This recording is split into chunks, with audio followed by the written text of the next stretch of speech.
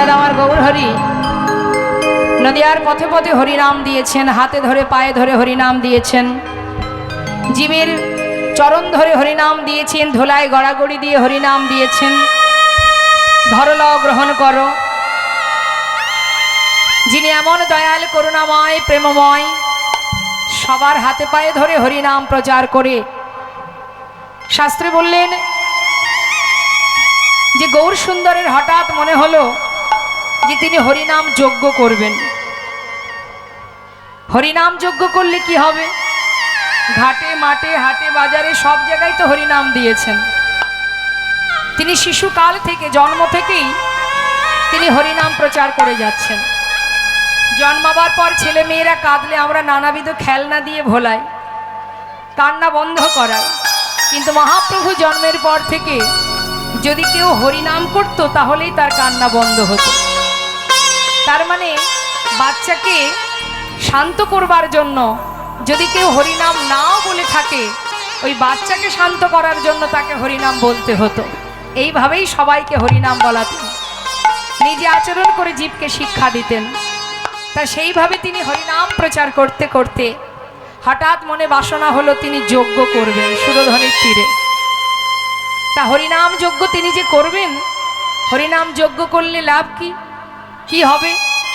আমরা যে বাড়িতে হরিবাসর দিই, বিভিন্ন ধর্মীয় অনুষ্ঠান করি, সাধুগুরু বৈষ্ণবের সেবা দিই, যজ্ঞ হয়, ধর্মীয় কাজ হয়। শাস্ত্রে বললেন যদি কেউ হরিনাম যজ্ঞ করতে পারে তাহলে সে কি পাবে জানো? মহাজন বললেন দান ব্রত তপতীর্থ ক্ষেত্রাদি নাঞ্ছা যায় স্থিতা শক্তয় দেব মহাতাং সর্ব পাপ হর শোভা রাজস্ব অশ্বমেধানাং জ্ঞানাধ্যত্ব বস্তনা আকৃষ্য হরিনামে স্থপিত শেষ নামেশ। অর্থাৎ দান করলে যে ফল পাওয়া যায়, যজ্ঞ করলে যে ফল পাওয়া যায়, জগতে যত রকমের ধর্মীয় কাজ আছে, ভালো কাজ আছে, এই সকল প্রকারের দান ধ্যান ব্রত পূজা অর্চনা যা কিছু আছে, আমাদের হিন্দু সমাজে অনেক ভাগ আছে। ভগবানের পূজা, মা কালীর পূজা, বিভিন্ন রকম, এক একজন এক একজনকে ভালোবাসে।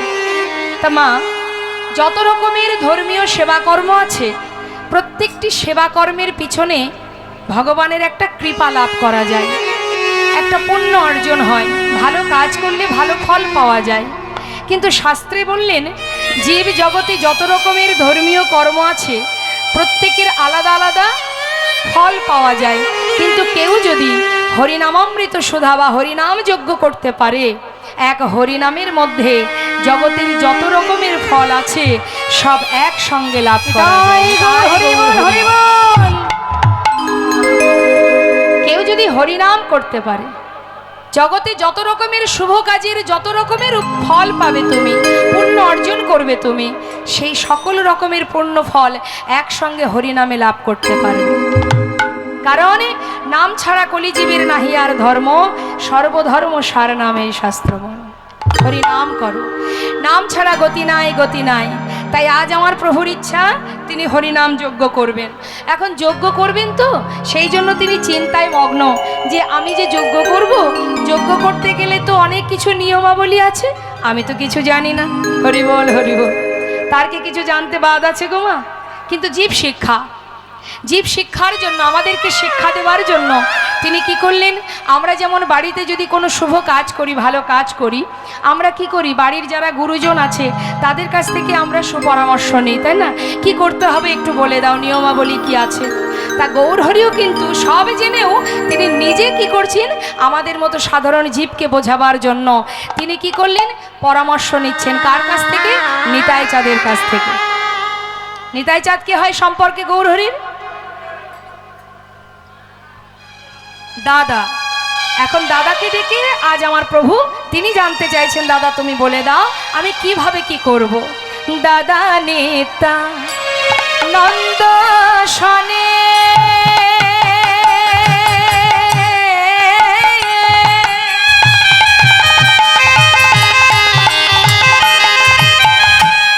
বিচার করিয়া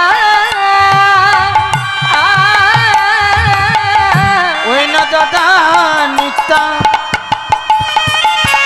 নিত্যানন্দে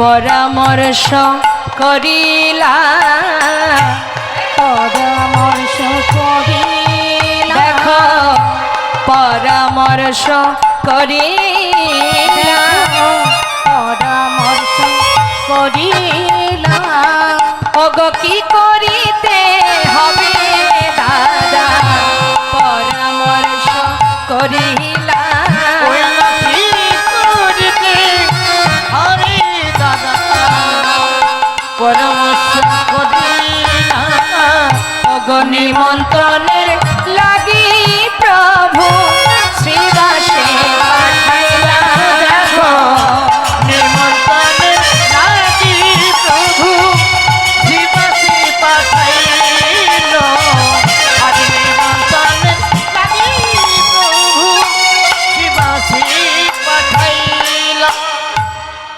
দাদা নিতাই চাঁদ বলে উঠলেন, নিমাই যদি তুই যজ্ঞ করতে চাস সবার আগে তোর প্রথম কাজ হবে যে সাধুগুরু বৈষ্ণবকে নিমন্ত্রণ করতে হবে, কাউকে বাদ দেওয়া যাবে না। নবদ্বীপে নদিয়ার যত সাধুগুরু বৈষ্ণব আছে সবাইকে নিমন্ত্রণ করতে হবে নিমন্ত্রণ পত্র দিয়ে।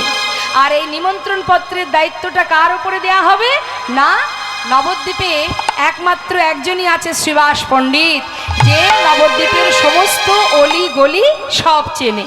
তাই নিমন্ত্রণের দায়িত্বটা শ্রীবাসের কাছেই দেওয়া হোক। সমস্ত সাধুগুরু বৈষ্ণবকে নিমন্ত্রণ করবে। শাস্ত্রে বললেন, বৈষ্ণবের চরণ রজ অবনীর সুখ সম্পদ শুনো ভাই দিয়া এক মন আশ্রয় করিয়া ভজে তারে কৃষ্ণ নাহি তেজে আর সব মরে অকার। হরি বল হরি বল। বৈষ্ণবের চরণে জল কৃষ্ণ ভক্তি বল আর কিছু নাহি বলবন্ত। বৈষ্ণবের চরণ রেণু মস্তকের ভূষণ বেনু আর কিছু নাহি ভূষণ রেয়ন্ত। মহন্তের স্বভাব হয় তারিতে পামর নিজ কার্য নয় তবু যান পরঘর। যাও, বৈষ্ণব ছাড়া সম্ভব নয় যজ্ঞ করা, তাই সবাইকে নিমন্ত্রণ করে এসো। শ্রীবাস পণ্ডিতকে যখন দায়িত্ব দিলেন মা, নিমন্ত্রণের পত্র দিলেন, শ্রীবাস পণ্ডিত বললেন তাহলে আমিই করব নিমন্ত্রণ। হঠাৎ নিত্যানন্দ প্রভু বলে উঠলেন, শোনো শ্রীবাস, নিমন্ত্রণ তো করতে যাচ্ছ, সাধুগুরু বৈষ্ণবকে নিমন্ত্রণ করতে গেলে তার অনেক নিয়ম আছে, তুমি কি জানো? না প্রভু, তুমি বলে দাও কিভাবে নিমন্ত্রণ করতে হয়। তাহলে শুনে নাও কিভাবে নিমন্ত্রণ করবে জানো? আচ্ছা মায়েরা একটু বলুন দেখি, বাড়িতে যদি কোনো বৈষ্ণব সেবা হয়, সাধুগুরু বৈষ্ণবকে নিমন্ত্রণ করতে হয়, এলাকাবাসী আত্মীয় স্বজন কিভাবে নিমন্ত্রণ করেন?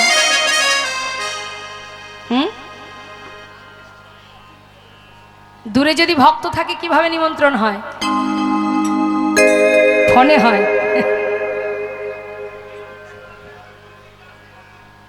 হ্যাঁ, আমার কথা শুনতে পাচ্ছেন না? দেখুন, আমার তো একটাই সুরযন্ত্র, একমাত্র কিবোর্ড, এবার সেটাও যদি বন্ধ হয়ে যায় তাহলে তো মুশকিল। আপনি সেটা মাইকম্যান দাদা, আপনি একটু বাইরে গিয়ে দেখুন তো বক্সে কি প্রবলেম হচ্ছে, ওরা শুনতে পাচ্ছে না। হ্যাঁ, কিসের আওয়াজ বেশি হচ্ছে? মিউজিকের আওয়াজ।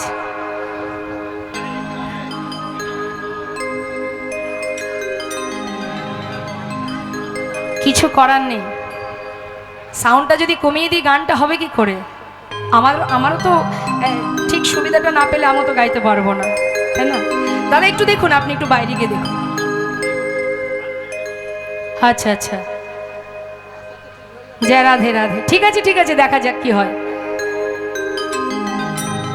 তো কি বললেন মা? শ্রীবাস পণ্ডিতকে নিয়ম শেখাচ্ছে। এখনকার নিয়ম কি, আমরা ফোনেই বেশিরভাগ সমস্ত কিছু নিমন্ত্রণ করে দিই, কিন্তু নিমন্ত্রণের নিয়মটা কি আজ আমার নিতাই চাঁদ শিখিয়ে দিচ্ছে। ছোট করে বাজাও। হ্যাঁ, বলছে শ্রীবাস, নিমন্ত্রণ যখন তুমি করবে শুনে নাও কি করবে। পত্রখানি দেবে হাতে, পত্রটা হাতে দেবে, দিয়ে কি করবে? চরণ ধুলি নেবে মাথে। পত্রখানি দেবে হাতে, চরণ ধুলি নেবে মাথে। পত্রখানি দেবে হাতে, চরণ ধুলি নেবে ওই না পত্রখানি দেবে হাতে, চরণ ধুলি নেবে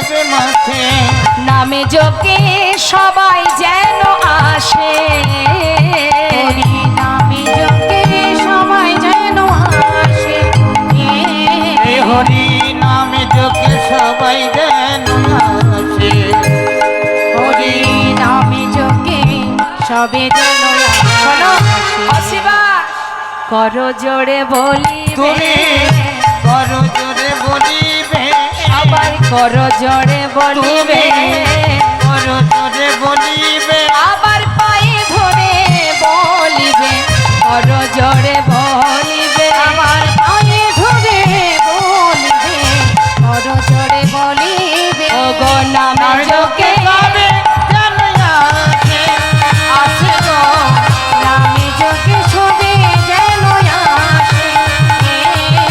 হরি নামি যোগে সবে যেন আসে হরি নামি যোগে সবে যেন আসে শুনিয়া শ্রীবাস গেল নদিয়া নগরে নিমন্ত্রণ করিল সবে ওই যজ্ঞে আসিবারে আজ নিমন্ত্রণ করিল সবে যোগে আসিবারে হাতে ধরে পায়ে ধরে হরিনামের জন্য যজ্ঞের জন্য নিমন্ত্রণ করছে শ্রীবাস পণ্ডিত সবাইকে বলছে আপনারাও আসিবেন আপনারাও আসিবেন আপনারাও আসিবেন আপনারাও আসিবেন ওই হরিনামে মহাযজ্ঞে আপনারাও আসিবেন ওই হরি নাম মহাযজ্ঞে আপনারাও আসিবে। ওই হরিনামে মহাযজ্ঞে সুরধ্বনির কটভূমে হরি নাম মহাযজ্ঞে সুরধ্বনি পটভূমি হরি নাম মহাযজ্ঞে সুরধ্বনি পটভূমি আপনারা আসিবে। আপনারাও আসিবেন সবাইকে নিমন্ত্রণ করেছে মা আজকে যেখানে হরিবাসর হচ্ছে এই হরিবাসরের এই এলাকার সমস্ত ভক্তবৃন্দ জানারা দূর দূরান্তে ভিক্ষা করেছে সবার কাছে করজোড়ে নিমন্ত্রণ জানিয়েছে আর আপনারা পাগলের ন্যায় ছুটে এসেছেন সেই কৃষ্ণ কথা হরি কথা গৌর কথা শ্রবণের জন্য নিতায় গৌর হরিবল কিন্তু মাগো যার কথা শোনার জন্য আজ আপনারা অধীর আগ্রহ নিয়ে বসে আছেন যাকে চোখে দেখেননি শুধু তার কথা শোনার জন্য পাগল হয়ে গেছেন কতটা ভালোবাসলে তাকে কতটা ভালোবাসলে চোখে না দেখেও তার কাছে তার প্রতি ভরসা করা যায় তাকে বিশ্বাস করা যায় এটাই তো প্রেম এটাই তো ভালোবাসা ভগবান বলেছিলেন আমি কোথাও থাকতে পারি না নাহং তিষ্ঠামি বৈকুণ্ঠে যোগিনাং হৃদয়ানা চ মাদ ভক্ত যত্র গায়ন্তি তত্র তিষ্ঠামি হে নারদ সবাই ভাবে আমি বৈকুণ্ঠে আছি না সবাই মনে করে আমি বনে জঙ্গলে আছি আমি কোথাও থাকি না আমি যোগীগণের মণিগণের হৃদয়েও থাকি না আমি থাকি কোথায় আমার ভক্তরা যেখানে আমার গুণকীর্তন করে কৃষ্ণ প্রেমে পাগল হয়ে যখন তারা পাগলের ন্যায় দুহাত তুলে চোখের জলে বুক ভাসিয়ে কাঁদে হে প্রভু কৃপা করো বলে যাকে চোখে না দেখে কথা শুনে সবাই কাঁদে পাগলের ন্যায় কতটা ভালোবাসলে চোখে না দেখেও বদনে কৃষ্ণ কৃষ্ণ বলে ধুলাই গড়াগড়ি দিয়ে একে অপরকে জড়িয়ে ধরে হা কৃষ্ণ কৃপা করো চরণে ঠাঁই দাও আমার ভক্তরা শুদ্ধ প্রেম ভক্তি নিয়ে যখনই আমার গুণকথা বলে আমি আর দূরে থাকতে পারি না তত্র তিষ্ঠামি হে নারদ আমার ভক্তরা যখন আমার মহিমা আমার কোনো কথা বলে আমি কি করে দূরে থাকবো আমি ছুটে যাই সেই ভক্তের কাছে তবে কোথায় থাকি জানো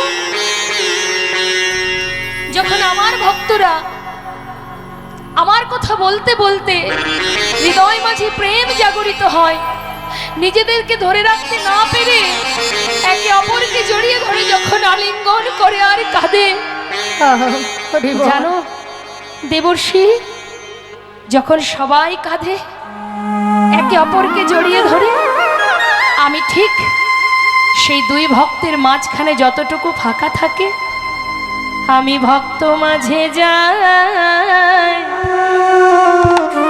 গড়া গড়ি আমি ভক্ত হৃদয় গৌর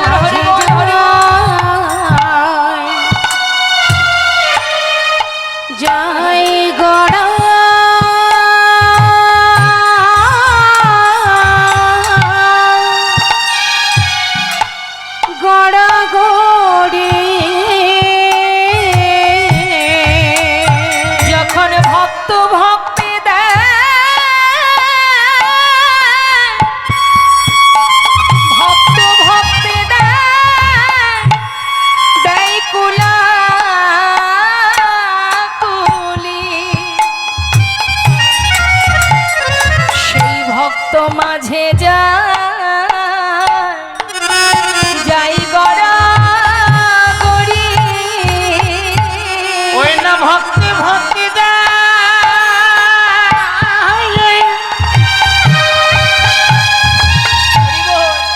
ভক্তি দেয় আজি কুলা কুলি ভক্তির চরণ ধুলি আমি আমার মাথায় মাখি ভক্ত ভক্তি দেয় কুলা কুলি ধুলি অঙ্গে মাখি যখন ভক্ত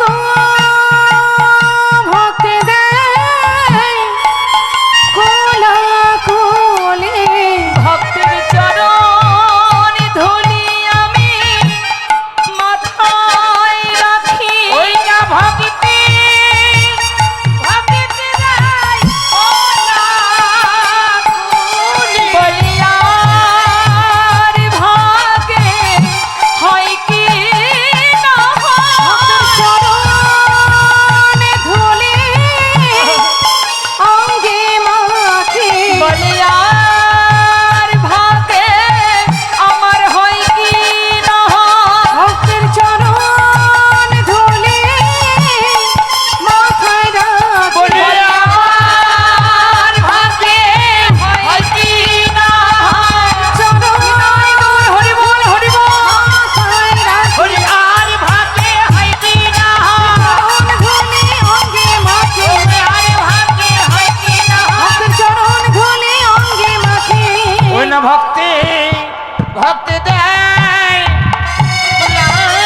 কুলি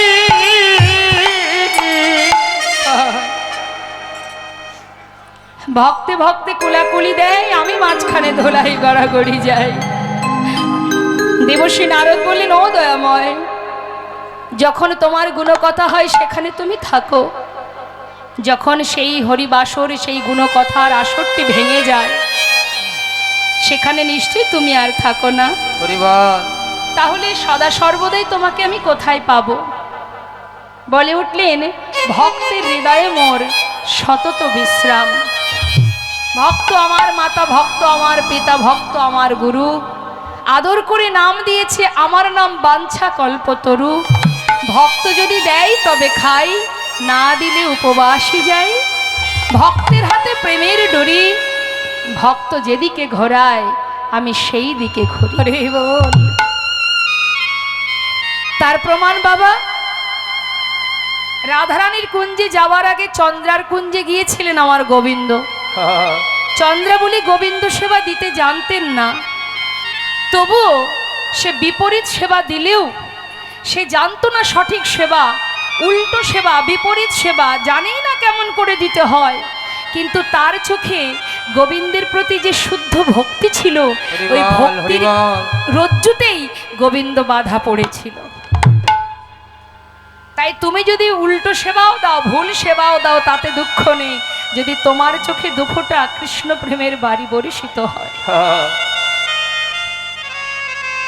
ভগবান জীবনে তিনি বললেন, আমি সব সইতে পারি, সবই সহ্য করতে পারি, কিন্তু কেউ যদি দুফোঁটা চোখের জল, যদি দুফোঁটা নয়নবাড়ি বরিশন করে আর একবার হা কৃষ্ণ কৃপা করো বলে কাঁদে, একবার যদি একবার কেউ বলে আমি তোমার তুমি আমার, সেই দিন হতেই আমি তার চরণে দাস হয়ে পড়ে যাই। ভক্ত হওয়া তো সহজ কথা নয় মা। তাই আজ এই সমস্ত ভক্তবৃন্দ যেই না খবর পেয়েছে, পত্র পাওয়া মাত্রই তাদের আর আনন্দ ধরছে না। তাই মহাজন পদাবলিতে লিখছেন, দেখো দেখো, নিমন্ত্রণের পত্র পাইয়া আনন্দিত মন, নিমন্ত্রণের পত্র পাইয়া আনন্দিত মন। নিমন্ত্রণের পত্র পাইয়া আনন্দিত মন, নিমন্ত্রণের পত্র পাইয়া আনন্দিত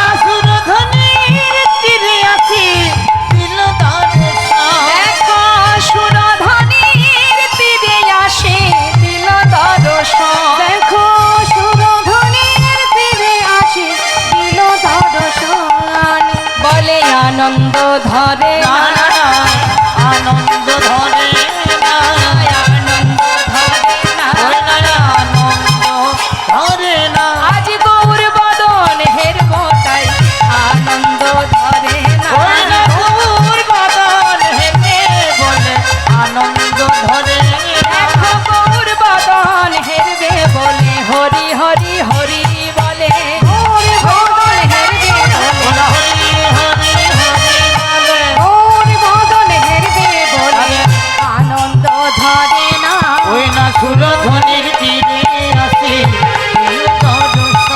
ওই সুরধ্বনির তীরে আসি এলো দর্শন। সমস্ত সাধুগুরু বৈষ্ণব নদিয়ার যত ভক্তবৃন্দ আছে মনের আনন্দে সবাই গৌর দর্শন পাবে বলে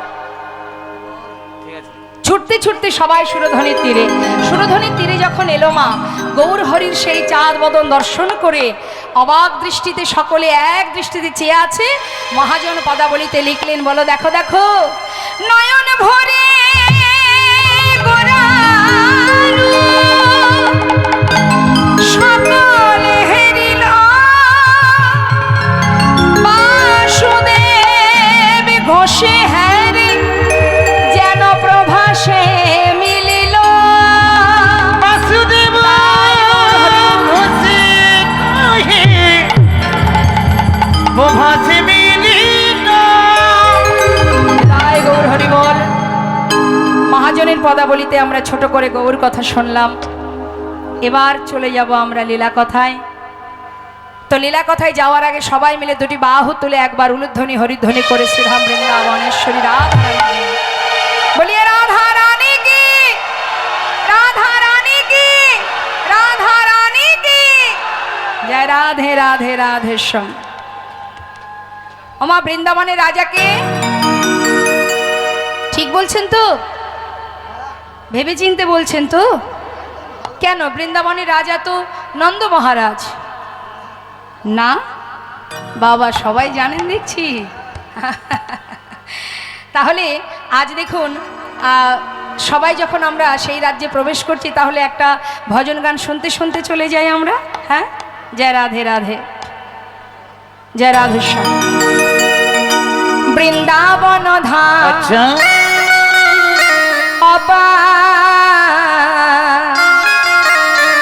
জপে যা রাধে রাধে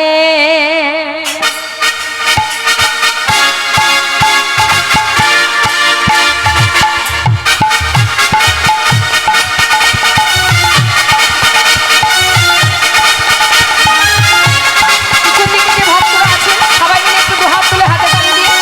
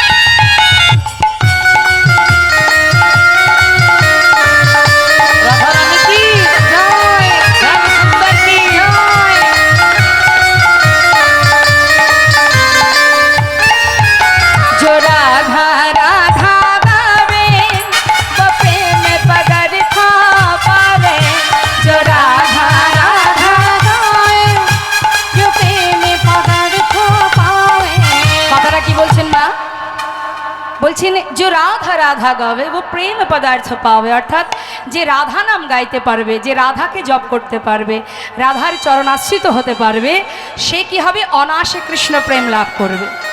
আলাদা করে আর কৃষ্ণকে ডাকতে হবে না, গোবিন্দকে ভজতে হবে না। আশ্রয়কে যদি ঠিকঠাক আশ্রয় করতে পারো তার সঙ্গে গোবিন্দ কৃপা তুমি লাভ করবে, তাই না? হ্যাঁ, তাই বলছে রাধা নাম করো।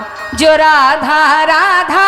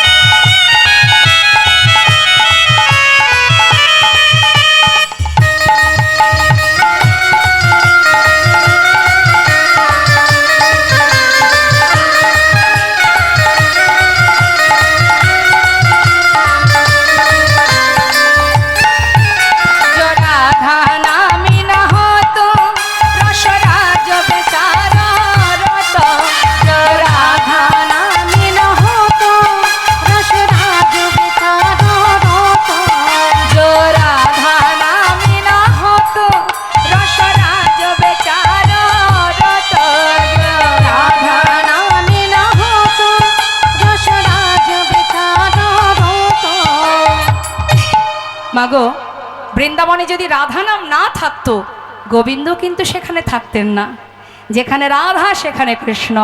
তাই বলছে ভক্ত, লিখছেন গানের ছলে, যে রাধা নামে না হতো রসরাজ বেচার রত, রাধা নামে না হতো রসরাজ বিচার রত।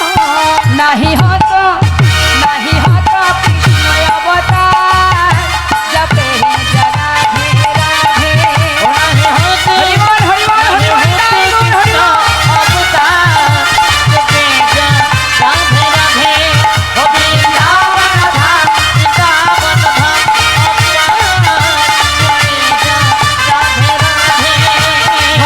যা রাধে রাধে।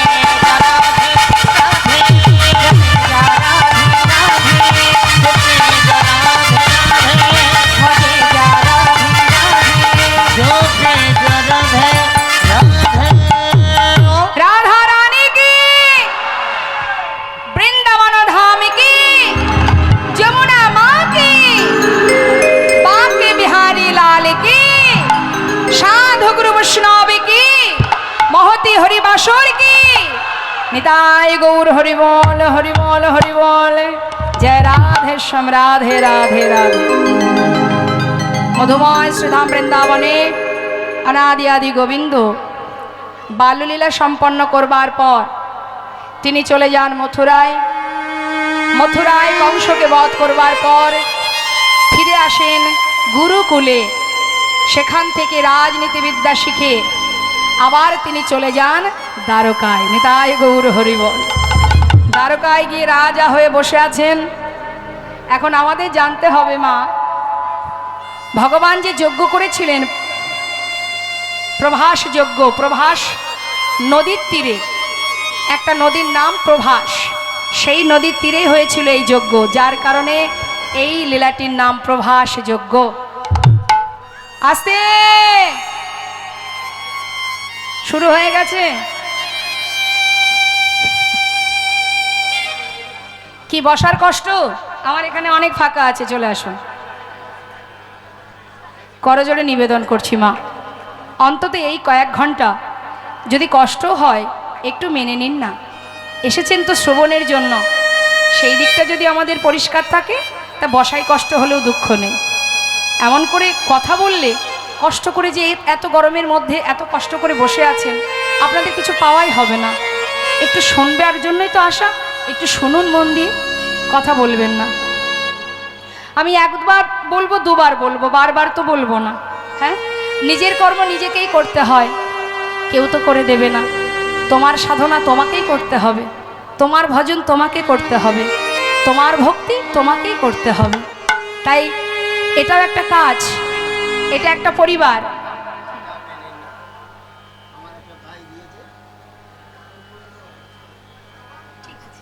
আপনার ইউটিউবে দেখেছি, কিন্তু আপনাকে সচক্ষে দেখলাম। তা এই যে হরিবাসর, আস্তে যে কথা বলছিলাম, যে নিজের কাজ নিজেকে করতে হয়, ভজন করো, সাধনা করো, সেটা তোমার কর্ম। কারণ আমাদের জীবনের সময় খুবই কম। মানব জন্ম পেয়েছি ভগবানের কৃপায় পেয়েছি, তো এই মানব দেহ পেয়ে আমাদের যে কর্মটা কৃষ্ণ ভজন করা, সেই কর্মটা তো আমাদের করা হয় না। সংসারে ত্রিতাপ জ্বালার জন্য যতটুকু সময় হরিবাসরে আছেন, এই সময়টুকু গোবিন্দের পরিবারে বসে একবার আপন আপন কর্ম নিজেকেই নিজে করতে হবে। এটা আমাদের একটা পরিবার। এই পরিবারে কিন্তু আবল বৃদ্ধ বনিতা আমরা সবাই এক, কি তাই না? ভগবানের সংসারে আমাদের মধ্যে উঁচু নিচু নেই, ভেদাভেদ নেই। ভগবানের কাছে আমরা সবাই তার সন্তান, আর তার কাছে উঁচু নিচু ভেদাভেদ নেই। দেখবেন এই একই হরিবাসরে যে মাস গেলে লাখ টাকার উপরে রোজগার করেন, তিনিও এই আসনে বসে আছেন, আর যিনি দিন মজুরি খাটেন তিনিও কিন্তু তার পাশে বসে আছেন। এখানে কোনো ভেদাভেদ নেই, সবাই আমরা এক সংসার, এক পরিবার। এটা একটা পরিবার, অর্থাৎ এই কৃষ্ণ পরিবারেও একটা কর্ম আছে। কর্ম ছাড়া তোমা জীবন চলবে না। তা কি কর্ম? এখানে তোমাকে অন্য কিছু করতে হবে না। তুমি দুহাত তুলবে, হরিনাম করবে, কৃষ্ণ প্রেমে দুফোঁটা বাড়ি বরিশন করবে। এই তো কাজ। সাধুগুরু বৈষ্ণবের সঙ্গ পেয়েছি আমরা, যদি আমাদের হাজারো অপরাধ দূরীভূত হয়ে যায়, এটাই তো জীবনের বড় পাওয়া। তাই কথা কেউ বলবেন না, একটু মন দিয়ে শুনুন।